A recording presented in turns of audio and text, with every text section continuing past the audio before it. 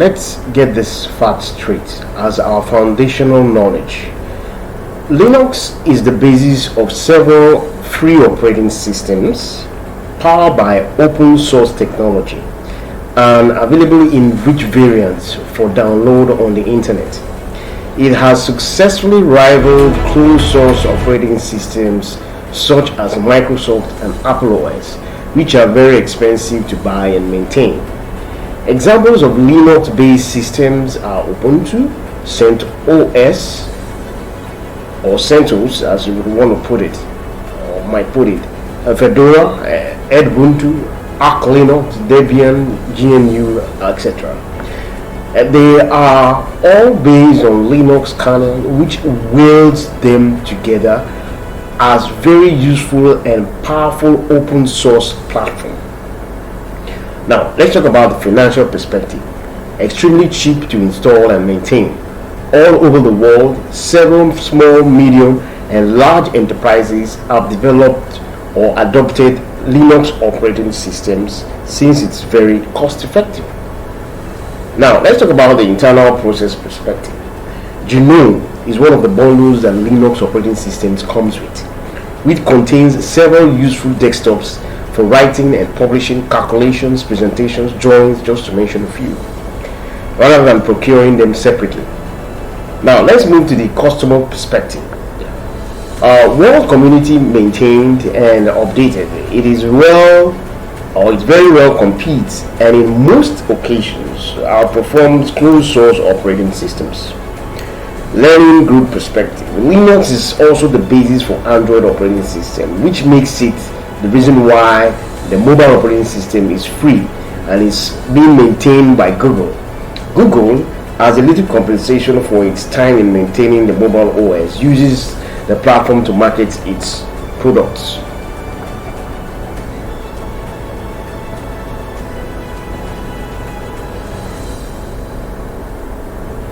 Okay, so now here is the Linux variations in a single chart. You have the operating systems, the Linux kernels, then of course you have Ubuntu, Red Hat, Debian, Fedora, Arch, Poppy, OpenSUSE, Black Lab, Slackware, flavors and the like. Now, Netrunner, Slacker, POS, Mageia, PC Linux OS, Zorin, Boson Labs, Kubuntu, Majuro, Budi, Neptune, Kali, Solos variants, and so on and so forth. There's also, of course, the Kali Linux.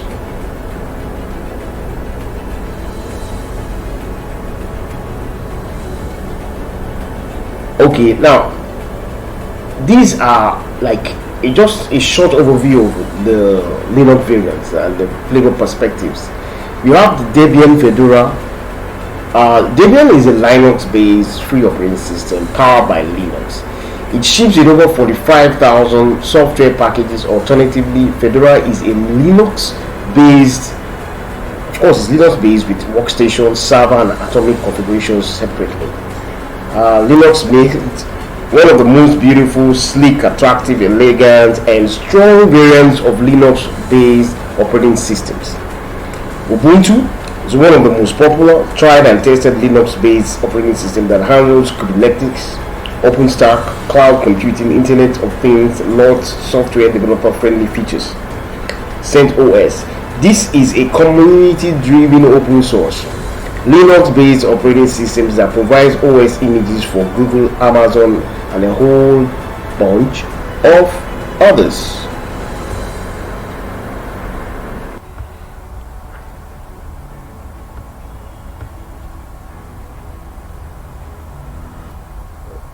Debian Linux.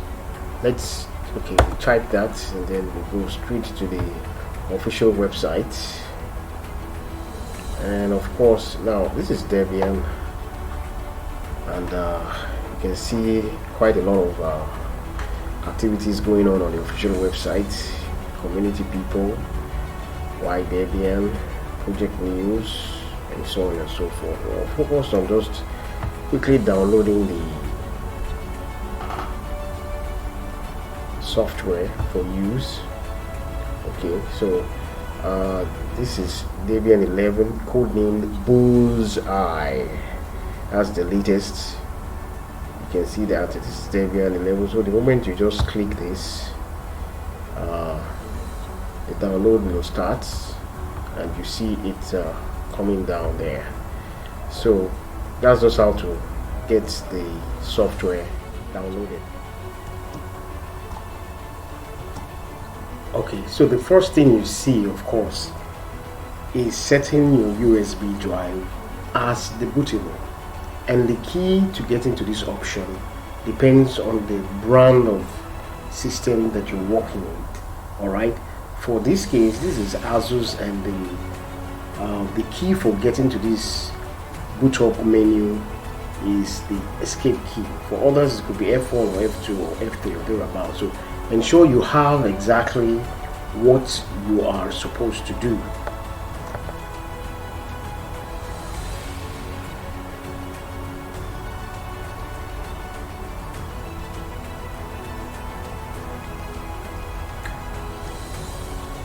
Okay, so this is the menu for the Debian. You can see you have a graphical install, you have the install, you have the advanced options, you have the accessible dark contrast installer menu. You also have the help, okay, and you have install with speech synthesis. Well, we're going with the, and you also have this as well. You have the expert install, the rescue mode, the automated install, the expert install, the rescue mode, then the automated install, then of course the speech enabled advanced options. We're actually going to go with the install mode, the install. Yes, that's the second option there, graphical install.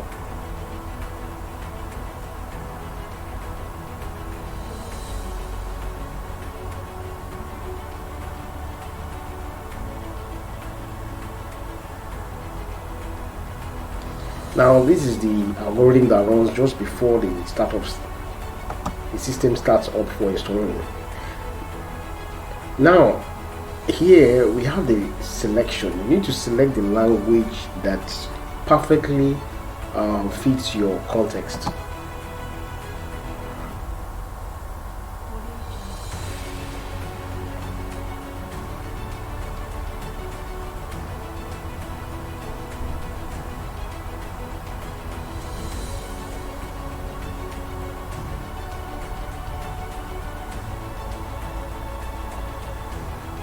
Now the next thing is your location. Ensure you select your location as it applies to you.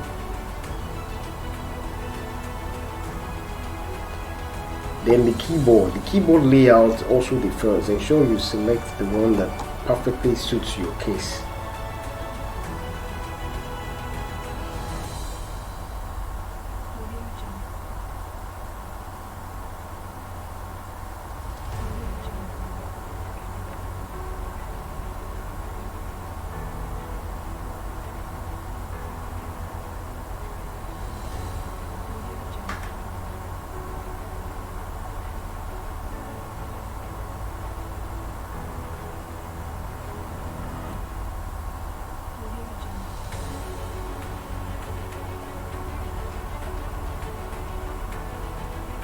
Okay, so now here there's when you come to this specific stage, all right, this is saying that some of your hardware needs non-free firmware files to operate.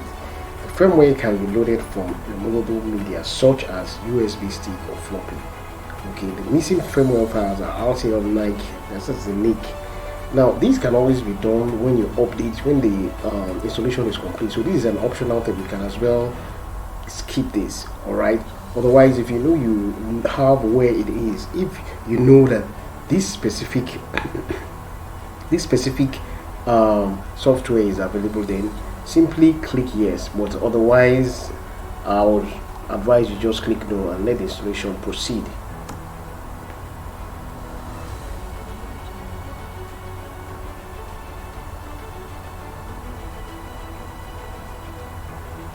Okay, so now we are also going to encounter this when you're installing the Debian 11. All right, this can also be skipped, with the exception of you choosing otherwise. It says your system has multiple network interfaces. Choose the one as to the primary network during the installation. If possible, the first connected network interface found has been selected. So you can continue to select that, or you can do otherwise as you wish.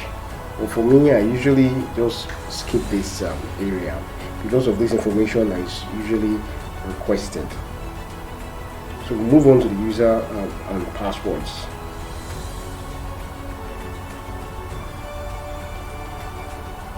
Okay, so right now here you need to set your password for root, for privileged access, but for you to do system-wide access, okay, system-wide installation or administration, you actually need this. This is actually the password that the super user uses for updating the system or for performing system alterations that is system-wide. And as you can see there, it says that the root user should not have empty password. It must not be empty. Ensure you select a password that is spectacularly characterized or has the attribute of alphanumeric and symbols. Not just alphanumeric. You should have symbols, special characters, so that your system can be much more secure.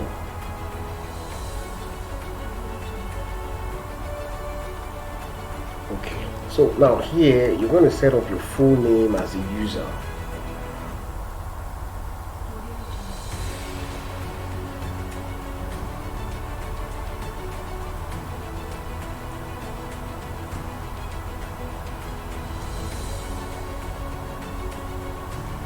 It's still requesting for password. Ensure it's the same password you placed in the first instance that you use here, so that you will not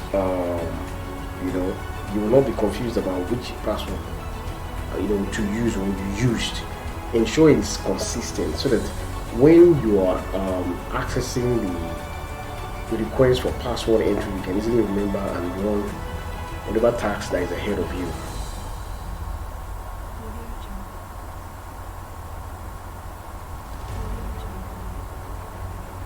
Now it's still bringing us back to the network. Like I said, you can easily skip this aspect and move on with installation, because once you're done, you can set this up at your convenience.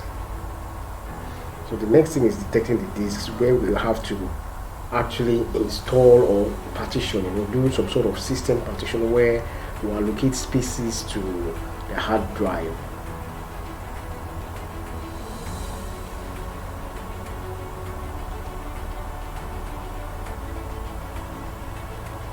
Okay, so now here you see this partitioning of disks. Debian seems to be the basis for Kali Linux, because previously I did a video on Kali Linux, and if you observe, there's almost no difference between that operating system and this. I think Kali is built on the Debian kernel, the Debian Linux variant, let's say. Okay, simply put. So it's telling us here that the installer can guide you through partitioning a disk using different standard schemes, or if you prefer, you can do it manually with guided partitioning. You will still have a chance to later review and customize the results. If you choose guided partitioning for an entire disk, you will next be asked which disk should be used. So now you have options. You have the guided, use the largest continuous free space. Then you also have the guided, use entire disk. Okay, in this case you use it, there is no option of leaving anything behind. Okay, then the next one says use entire, still guided, but use entire disk and set up LVM. Alright, it's just similar to the second option there. Then the third one, the fourth one there says use entire disk and set up LVM. Also similar to the second option there, but in my own case, I always prefer to go for the manual drive, so that I can, brilliantly or intellectually assign spaces to these partition drives.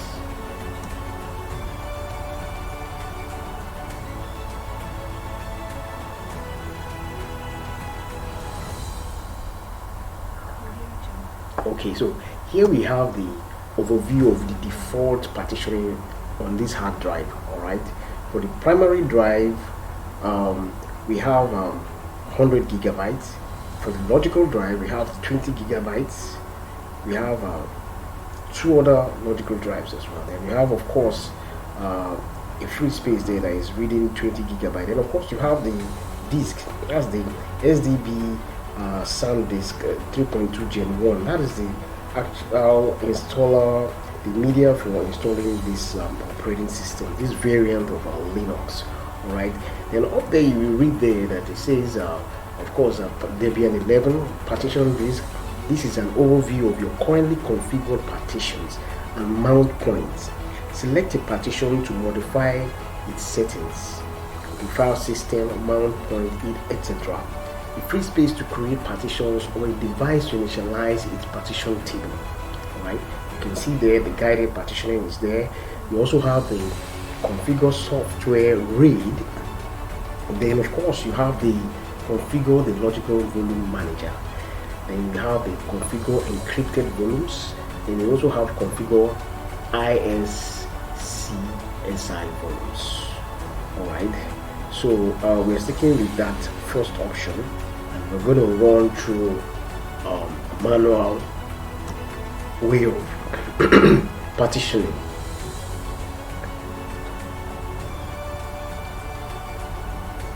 So here we see that, okay, we're deleting each one.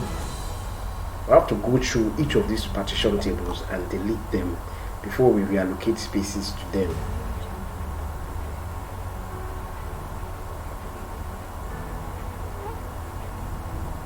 So for the first option here, we are deleting the partition. Okay, you can see the free space is 100. Then we move to the logical, we'll also delete that as well. Then we move to the next logical, which is about 10 gig as well. We do the same, we delete the partition. Then we also have an extra partition there. There's logical, okay. You can see the space is increasing. So we have like 160 gigabytes. Yes, so we create a new partition now. Now you ensure you enter figures, a numeric figure with the GB. The GB stands for gigabytes. So I'm entering like about 100 gigabytes for this primary partition.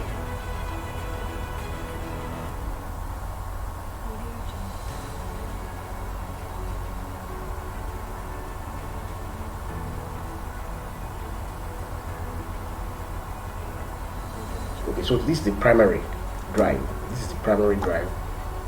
Of course, if you set to the beginning, the beginning of the drive gives allocation to the, sort of order or the sequence of storing data. It has option of starting from the ending or the beginning. So the beginning is always very very common to choose.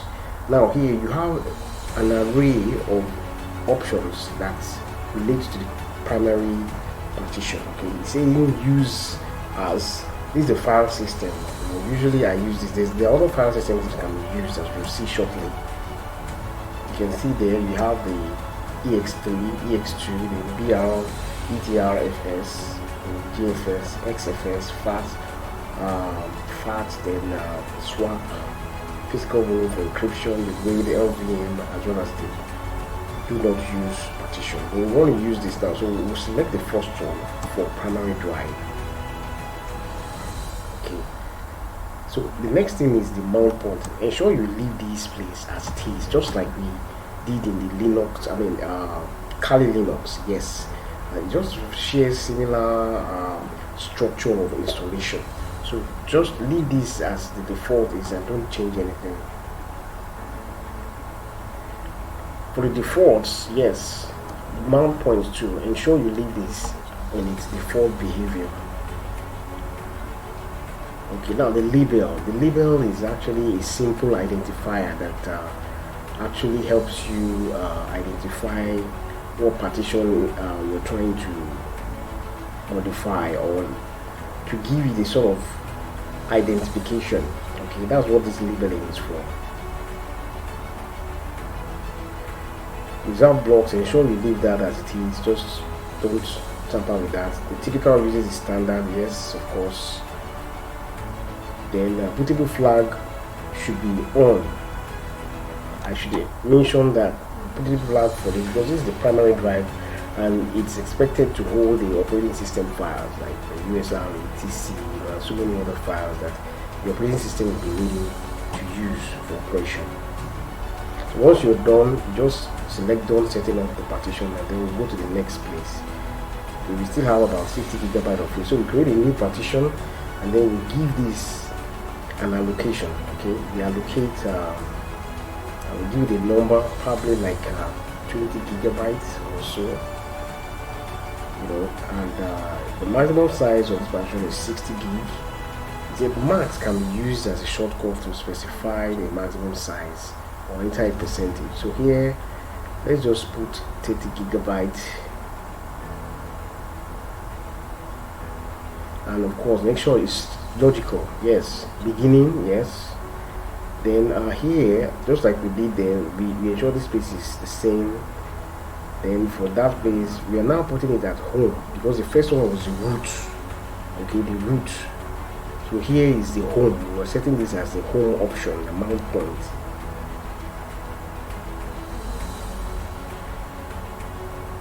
Okay, so the label, just like we did the label for the primary drive, we're going to give this a label.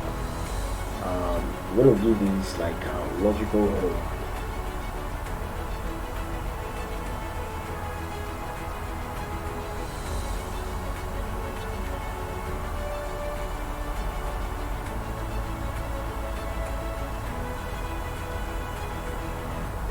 The rest of this should be left as it is. We're not making this, this should be just the left as well as the bootable flag off. So we select done setting up the partition and we move to the last section there. Okay, the free space. We want to make use of that as well. We create a new partition. Then we leave this as it is because we want to, you know, allocate the 30 gigabyte for another logical drive. Okay, this logical drive is going to be the swap. Okay, now look at this. This is where you select your swap. The swap is just down there. You click on continue, then you leave the rest as it is.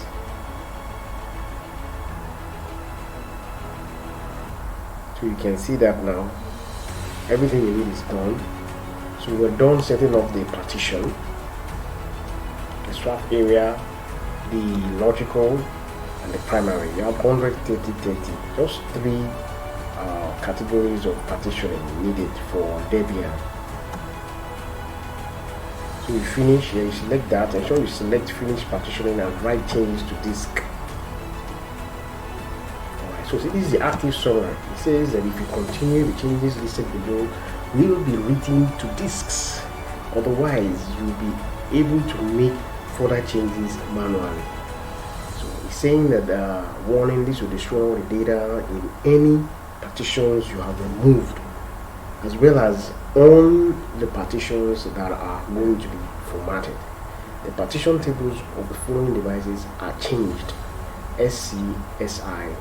Now you can see there that the partition is just three. You have the root, of course, which is ext4. That's hash number 1. Then the second one is the logical drive, which houses the home. Okay, that's the middle one. Then the last partition there, number 6, is another logical drive, but is now allocated as a swap space. So ensure you select the option of yes to go on with this partition table that has been manually created.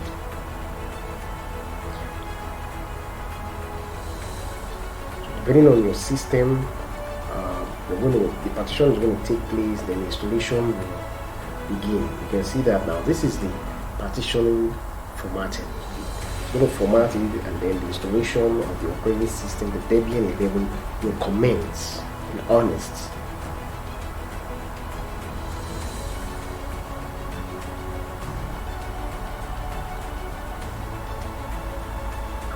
So you can see that now this is the base system that is being installed.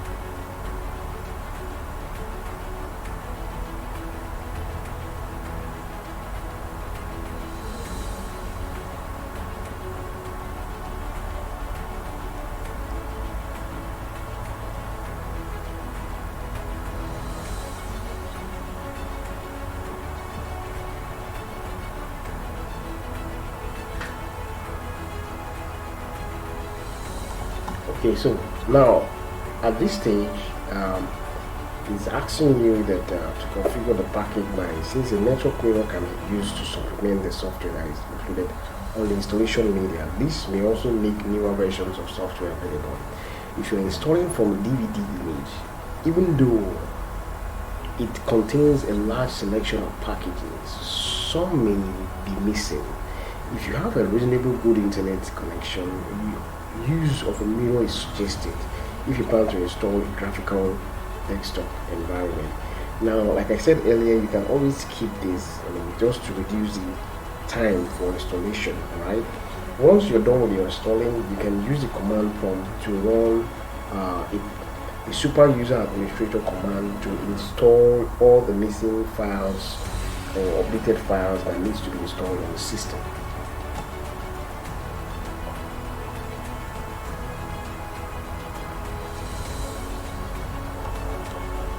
Okay, so now configuring the system may anonymously supply distribution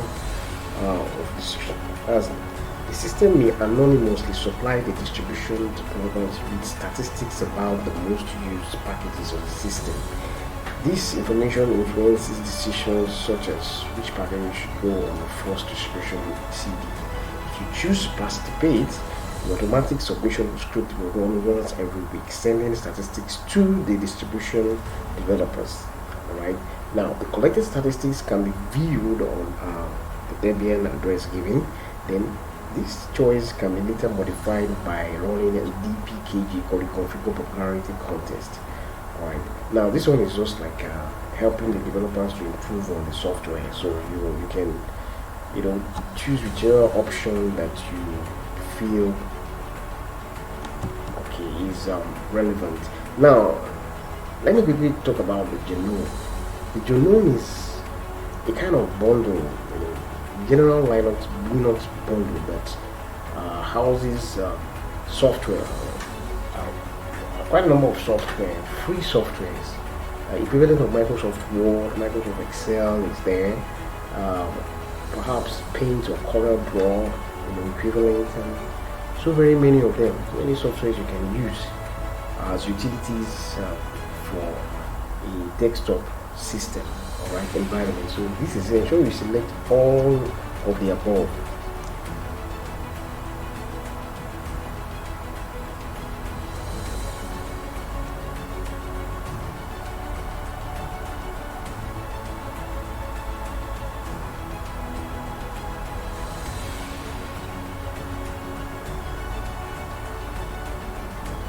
Alright, so now this is the display.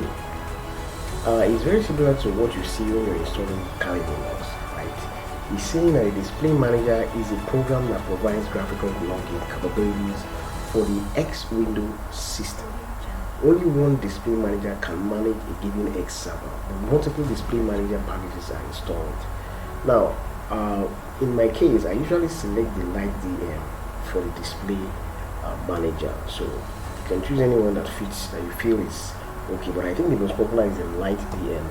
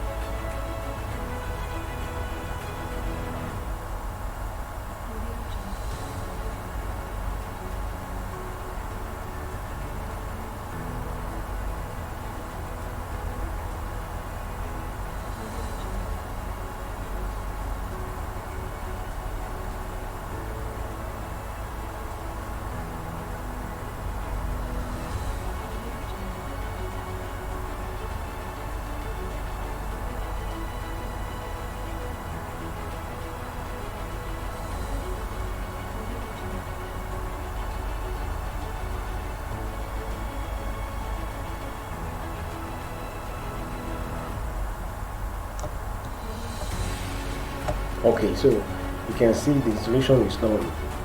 So you just click on finish and then the system will restart.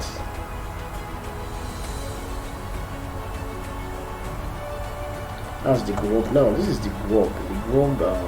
The grub is a general utility cutting across all the variants of Linux. All right. Ubuntu. When you talk about Ubuntu, or you want to talk about OpenSUSE or Kali or any of them, they all have this program. A program that helps to differentiate your operating systems and navigate between multiple operating systems. Okay. It also has features for entering the safe mode into maybe modifying some things when the system is down or thereabout.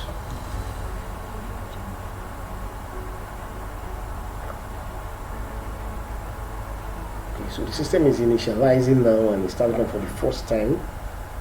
We're going to see what it looks like.